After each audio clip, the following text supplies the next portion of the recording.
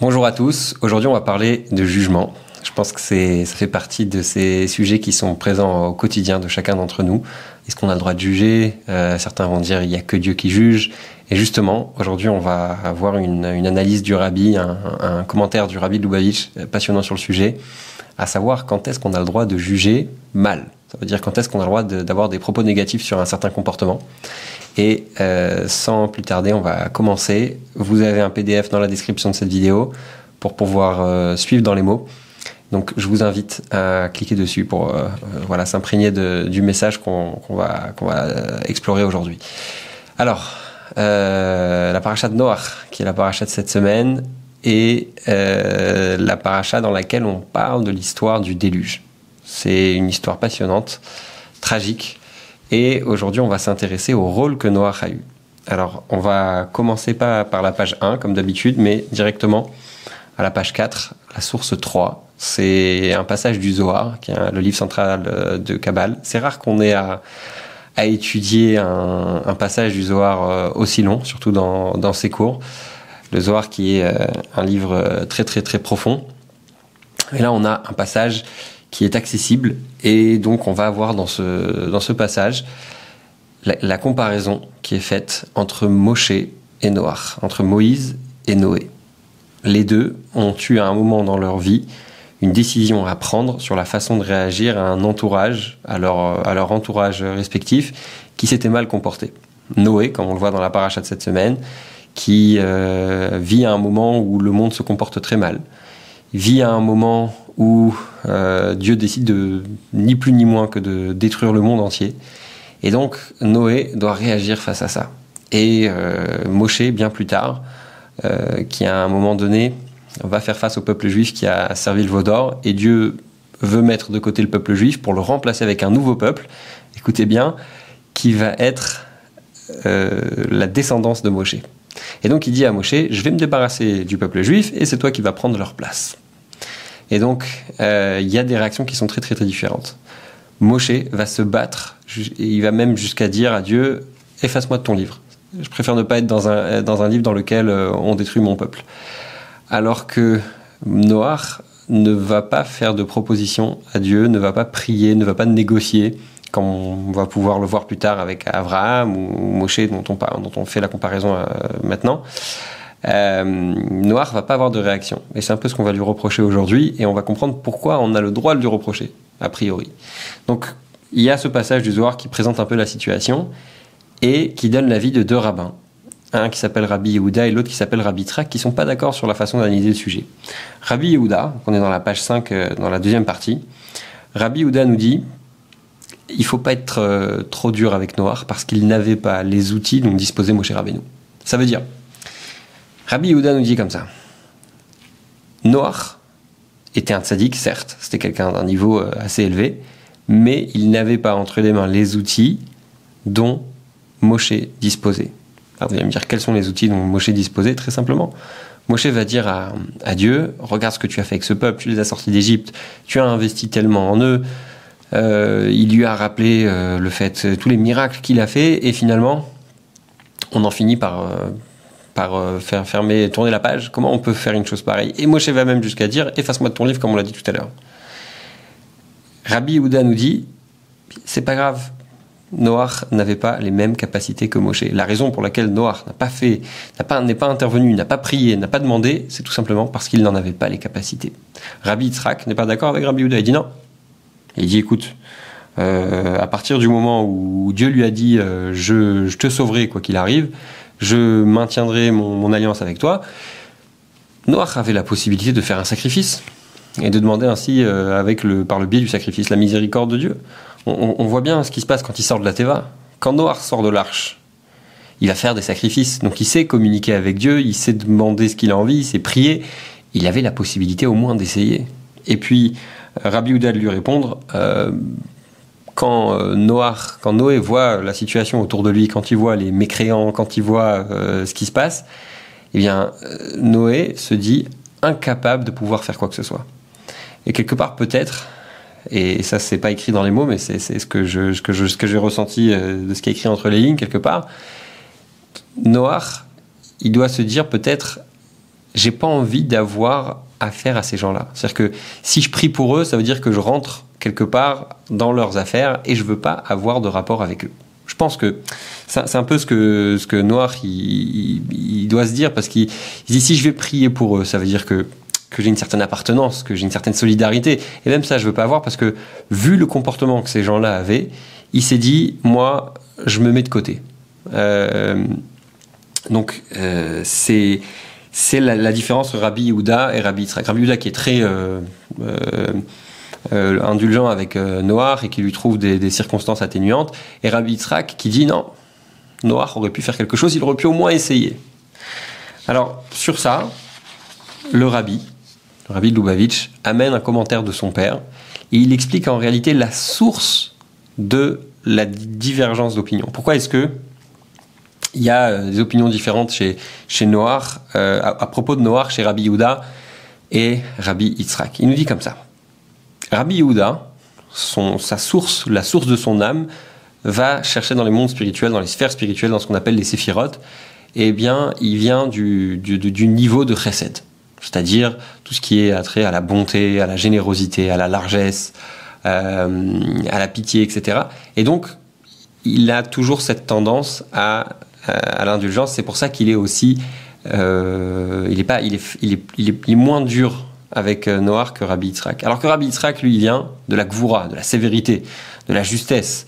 Il veut absolument que tout rentre dans une certaine description. Si Noach avait quelque chose à faire, il aurait dû le faire. Ça, c'est Rabbi Yitzhak.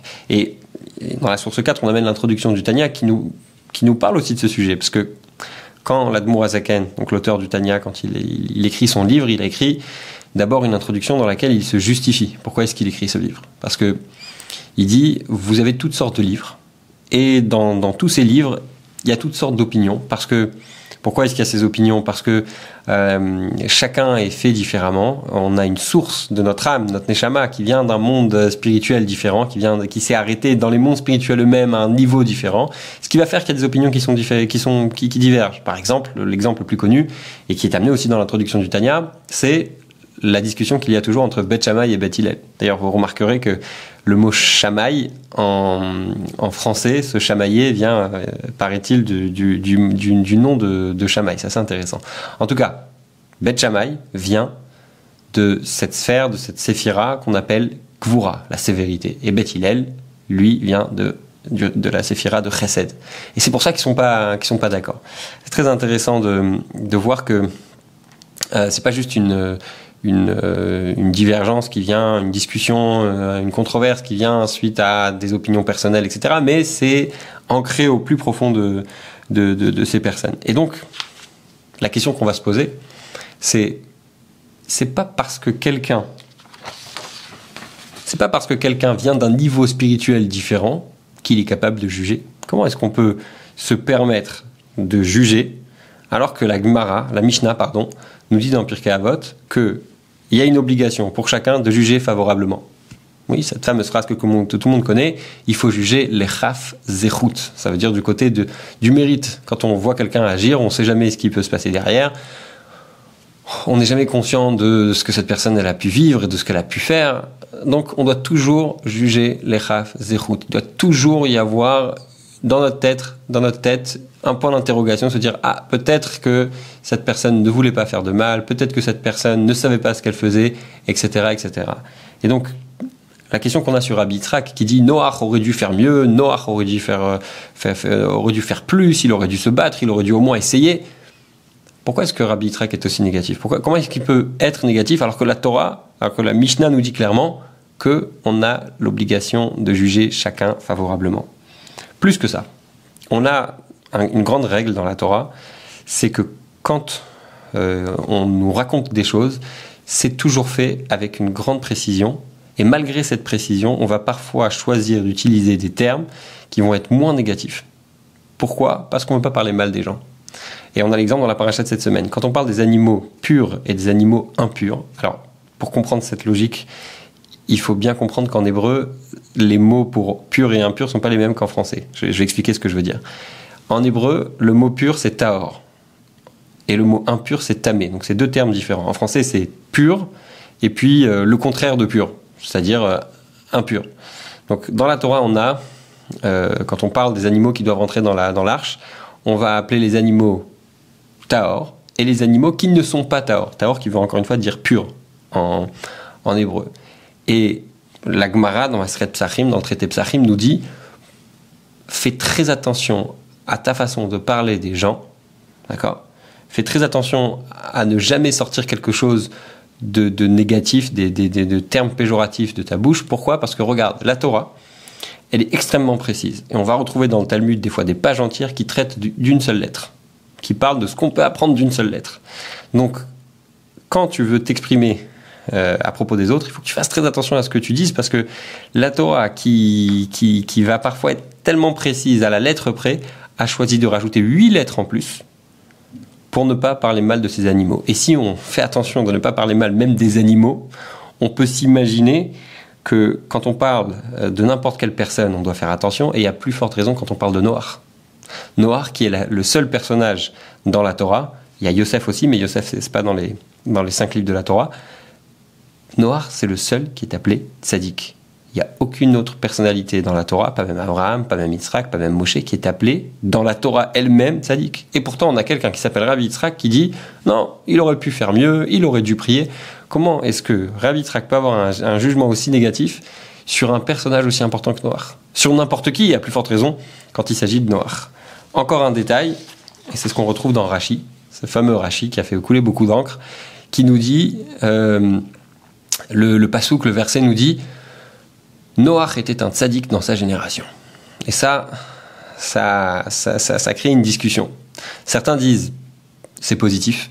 Pourquoi ? Parce que si on est capable d'être le juste, le pieux, l'homme bon au milieu des mécréants, eh bien ça veut dire que si on est avec les justes, alors on peut évoluer encore plus. Ça, c'est le côté positif. Le côté négatif, c'est de dire Noach était dans une génération si mauvaise que c'est un peu le borgne au pays des aveugles. C'est un peu le personnage qui est bon parce qu'il était mal entouré. Mais s'il était entouré de personnes comme Abraham, par exemple, eh bien, il n'aurait pas du tout été considéré. Pourquoi ? Parce que la seule raison pour lui d'être bon, c'est parce que c'est le contraste. C'est le fait qu'il soit à côté de gens qui sont mécréants, d'une génération qui est tellement mauvaise que Dieu a décidé de la détruire en entier.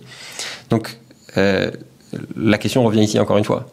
Rashi, qui est le commentaire essentiel, un des commentaires le plus important, qui est imprimé dans tous les Chumashim, qui est imprimé dans tous les livres de Torah, eh bien, va avoir un jugement négatif sur Noach. Il va dire, il y en a qui disent certains disent que Noach était quelqu'un de bien, et d'autres disent qu'il était, s'il avait été dans une autre génération, eh bien, il n'aurait pas du tout été considéré. S'il y a une possibilité d'interpréter et de dire que Noach était quelqu'un de bien, pourquoi ramener le commentaire qui dit que Noach était quelqu'un de mal ? Quelle est la raison pour Rashi de ramener le fait que certains disent que Noach était mauvais ? On a donc 3 façons d'exprimer la même question. En simple, la question c'est, en des mots simples, la question c'est pourquoi est-ce qu'on veut avoir un jugement négatif sur Noach alors qu'on a la possibilité de le juger favorablement et qu'on a même quelque part l'obligation de le juger favorablement. Alors la réponse, dans la partie B de ce cours, deuxième partie, le négatif il est ici positif. Qu'est-ce que ça veut dire ? Pourquoi est-ce que on a dans la Torah cette obligation de ne pas sortir quelque chose de négatif de notre bouche ? Pourquoi est-ce que le pasouk, le verset, a utilisé 8 lettres en plus pour ne pas dire quelque chose de négatif ? C'est une question qui est posée dans les yeshivot, qui est posée dans les chadarim, dans tous les endroits où on étudie la Torah, et on essaye de comprendre un petit peu. Parce que quand on ouvre la paracha de Shemini, par exemple, on va y trouver le terme tamé. On va trouver le terme impur, qui va être dit de façon claire. Pourquoi est-ce qu'on fait une différence quand on raconte l'histoire de la Teva, de Noé, etc. Et quand on parle des animaux cachers et non cachers, tout d'un coup, on peut utiliser les termes, on peut dire les choses, et on peut appeler un chat un chat. Eh bien, la réponse, elle est très simple. Il faut faire une grande différence entre les moments où on raconte une histoire et les moments où on parle de halacha, où on parle de loi. Quand on raconte une histoire, on va toujours essayer d'être le plus positif possible. Alors que quand on parle de halacha, quand on parle de loi, on doit être absolument clair. Par exemple, si on devait aller voir un rabbin et on devait lui poser la question est-ce que le porc c'est permis, on peut le consommer ou pas, quand on est juif, eh bien le rabbin doit être unilatéral et dire évidemment que c'est interdit. Il pourra pas dire, on peut pas dire que c'est kasher. Il doit dire clairement, si c'est pas kasher, c'est pas kasher. Parce que quand il s'agit de loi, il faut être absolument précis. Donc, on fait bien la différence entre les deux. Quand on raconte une histoire, on essaye toujours quelque part d'arrondir les angles, de pas dire vraiment les choses, de pas être négatif. Par contre, quand on doit dire la halakha, quand on doit dire la loi, il faut absolument être clair sur ce qui est permis et sur ce qui est interdit. Et ce qui nous intéresse ici, et je vais donner une petite parabole, un petit exemple pour illustrer un peu cette idée qui va être dite ici. Cette semaine, c'est la paracha de Noach. Noach, il est certainement de là où il est, sûrement dans le Gan Eden. Il est en train de voir ce qui se passe. Il est en train de nous voir, en train d'étudier cette semaine, en train de vous voir, à vous qui regardez cette vidéo, qui écoutez ce podcast. Il est en train de se dire, tiens, cette semaine, ils vont encore parler de moi. Tout le monde, tous les juifs dans le monde entier qui étudient la paracha de la semaine vont parler de moi. Et qu'est-ce que j'aimerais qu'on retienne de moi? C'est certain que Noach est conscient qu'il aurait pu mieux agir. C'est certain que Noach est conscient qu'il aurait pu prier, qu'il aurait pu tenter quelque chose et il ne l'a pas fait. Et étant donné, encore une fois, rappelez-vous de l'idée. L'idée, c'est quand on sait qu'il y a une conséquence pour un comportement concret, on va toujours dire les choses comme elles sont. On va toujours être très précis. Pourquoi ? Parce que si on n'est pas précis, on va prendre le risque que les gens se comportent mal. Et Noach, il sait que si on ne dit pas les choses, on ne dit pas les erreurs qu'il a faites, eh bien les gens vont dire « moi je veux être comme Noach ». C'est quand même un exemple. C'est comme quelqu'un qui a su résister au mal qu'il y avait dans sa génération. Il aurait très bien pu tomber avec tout le monde. Et c'est pas ce qu'il a fait. Alors il y a beaucoup de choses à apprendre de Noach. Il a fait une erreur. Cette erreur, c'est quoi ? C'est que il s'est pas soucié de son entourage. Il n'a pas prié pour eux. Il a même pas essayé de discuter avec Dieu. Il a même pas essayé d'intervenir, de faire quelque chose. Ça, même Noach n'en veut pas. Pourquoi il n'en veut pas ? Parce que il veut qu'on puisse apprendre quelque chose de positif de lui. Le rabbi compare ici avec une personne qui aurait fait fauter un certain nombre de personnes autour de lui. Vous savez, il y a une personne qui va fauter, qui fait une faute personnelle, ça regarde personne, c'est entre lui et le bon Dieu. Et il y a quelqu'un qui va faire fauter tout le monde. C'est-à-dire, il va induire des gens en erreur. Quelle va être pour lui la réparation ? Alors, une des réparations qui est possible, qui est amenée ici, c'est d'informer les gens qu'il a fait fauter et de leur dire telle et telle personne vous a dit d'agir de telle et telle façon, vous a dit de mal vous comporter, sachez qu'il a déclaré qu'il faut s'arrêter. D'accord ? Il va condamner tel et tel comportement et donc ça va faire en sorte que toutes ces personnes vont comprendre qu'ils ont été induits en erreur et ils vont rectifier leur comportement. C'est un peu la même chose. Noach, il a envie qu'on dise non, ne faites surtout pas comme moi. C'est-à-dire, ne faites surtout pas comme moi. J'ai été indifférent face au malheur des gens qui m'entouraient. J'ai même pas essayé de les sauver. Ne faites pas comme moi. Quand ça va mal autour de vous, il faut absolument que vous interveniez et que vous fassiez ce qui est en votre possible pour sauver les gens qu'il y a autour de vous. On retrouve un peu la même idée avec Moshe et Aaron. Très intéressant. C'est très très intéressant parce que dans la Torah, vous pouvez voir dans la source 6, on nous raconte que quand Aaron, donc le frère de Moshe, le grand prêtre, le Kohen Gadol, quand il va partir de ce monde, eh bien, la Torah nous raconte que le peuple juif l'a pleuré et le peuple juif dans son ensemble, Kol Bet Israël, c'est-à-dire toute la maison d'Israël l'a pleuré. Alors que quand Moshe part de ce monde, on nous dit que tout Israël l'a pleuré. Vous remarquez, il manque un mot, Bet, qui veut dire, Bet c'est comme Baït, ça s'écrit Bet Yutav, c'est-à-dire tout le peuple juif, hommes et femmes. Pourquoi ? Parce que Moshe, on dit toujours que Moshe c'est le Hémet, c'est la vérité, c'est-à-dire que il arrondissait pas les angles, il mettait pas de vin, il mettait pas d'eau dans son vin. Aaron par contre c'était la personne qui représentait le shalom. Et il avait cette capacité de remettre les couples ensemble, de résoudre les querelles entre les gens. Et donc, il était apprécié par absolument tout le monde. Alors que Moshe, même si, j'en doute pas, il était aussi apprécié, mais pas autant qu'Aaron. Et Moshe qui a laissé dans la Torah quelque part cette trace de la différence entre le deuil du peuple juif après son départ et le deuil du peuple juif après le départ d'Aaron, il aurait pu aussi écrire oui, on a pleuré pour moi autant qu'on a pleuré pour Aaron. Mais Moshe veut que qu'on fasse la différence entre lui et Aaron. Pourquoi ? Parce qu'il sait que si Aaron n'était pas là pour résoudre les problèmes des couples, pour résoudre les querelles entre les gens, eh bien lui, il n'aurait pas été capable de le faire. Et il veut qu'on retienne, tout comme Noach veut qu'on retienne qu'il faut agir et pas rester indifférent, Moshe veut qu'on retienne qu'on soit tous les élèves d'Aaron, c'est-à-dire véhiculer un message de paix, et il veut qu'on ait notre pas à faire dans les querelles qui nous entourent, dans les problèmes de couple qu'il peut y avoir, et quand on peut aider, même si on n'est pas tous des thérapeutes, mais on a toujours la possibilité de faciliter, de faire en sorte que des amis autour de nous puissent se reparler et puissent arranger leurs problèmes. Donc là, on a résolu un peu la question qu'on a posée au début de ce cours. Le rabbi fait une petite parenthèse intéressante et il souligne le fait qu'à 2 reprises dans cette paracha, on retrouve des propos du Zohar, c'est-à-dire un livre de Kabbale, que Rashi va incorporer dans son commentaire. La première reprise, c'est ce qu'on vient de dire.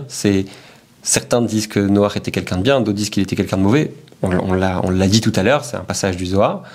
Et puis, à une deuxième reprise, dans la source 8 et 9, on a un passage du Zohar qui dit que Dieu a envoyé la pluie petit à petit pour que les hommes puissent se repentir. Et s'ils prenaient la décision de se repentir, eh bien, Dieu arrêterait la pluie et arrêterait le déluge. C'est pas ce qui s'est passé. Et c'est un commentaire qu'on retrouve dans le Zohar et qu'on retrouve aussi dans Rashi. Et le rabbi nous tire de là et répond à ceux qui posent la question, ceux qui affirment parfois que Rashi c'est simplement le sens simple. Non, Rashi c'est pas uniquement le sens simple, c'est aussi des trésors merveilleux cachés. D'ailleurs, pendant des années, le rabbi a commenté Rashi, a découvert des choses incroyables et nous a carrément, on peut dire, vraiment enseigné à redécouvrir Rashi. Un commentaire qui peut être pour certains considéré comme juste le sens simple de la Torah. Non, Rashi c'est bien plus que ça. Et il cite ici la phrase du Admour HaZaken, le premier rabbi de Chabad, le rabbi Shneur Zalman, que Rashi c'est un peu le vin de la Torah. C'est-à-dire qu'il y a des profondeurs dans Rashi et puis on a même dans la vie de Rashi lui-même, dès sa naissance, il y a des miracles. Il y a le fameux miracle avec sa maman qui était enceinte, qui a été menacée par quelqu'un et puis qui passait en charrette et puis elle s'est mise contre le mur et puis elle dépassait parce comme elle était enceinte avec son ventre et puis le mur elle a laissé son ventre se mettre à l'intérieur pour pouvoir la sauver. Ce que le rabbi veut prouver ici, c'est que Rashi c'est pas seulement encore une fois le sens simple, mais il y a aussi des profondeurs dans Rashi. Pour finir, et c'est le plus important, c'est qu'est-ce qu'on fait de tout ça ? Qu'est-ce qu'on fait de toutes ces informations ? Et qu'est-ce qu'on va changer dans notre quotidien suite à ces enseignements ? L'enseignement, il est très très simple. Quand on regarde Moshe, quand on regarde Noach, on peut se dire c'est des gens qui ont eu un beau parcours, qui ont fait des choses incroyables. Et puis ça veut dire que nous aussi, quand on s'est surpassé, quand on a fait de belles choses qui sont reconnues par tous, eh bien on peut dire on va s'arrêter là, c'est bon, on a toutes les médailles, on a accompli toutes les belles choses. Et là le rabbi nous dit non. Tu vois bien que Moshe et Noach, même après être partis de ce monde, ils se soucient de ce qu'on va dire d'eux et ils se soucient de l'enseignement qu'on va avoir. Ils veulent être le plus vrai, le plus proche de la vérité. Le plus proche d'un message qui va impacter le monde. Et ce que ça doit inspirer en nous, c'est quand bien même on serait arrivé à des niveaux très très très élevés, eh bien on doit toujours aspirer vers mieux. J'aime beaucoup cette expression du rabbi précédent, Rabbi Yosef Yitzhak, qui dans un de ses livres, L'Ikouté d'Ibourim, dit que à l'époque on faisait Farbrengen, vous savez ces fameux moments où on se réunit, on dit des mots de Torah, on verse un petit lechaim, et puis on s'encourage les uns les autres. Et il disait à l'époque, on faisait Farbrengen de façon tellement intense, on vivait tellement le Farbrengen que on considérait que le bien de demain devait être tellement meilleur que le bien d'aujourd'hui serait considéré comme mauvais, comme mal. C'est-à-dire, on va être tellement meilleur demain que ce qui est aujourd'hui considéré comme bien, ce sera tellement peu par rapport à ce qu'on va faire demain que le bien d'aujourd'hui va être un mal.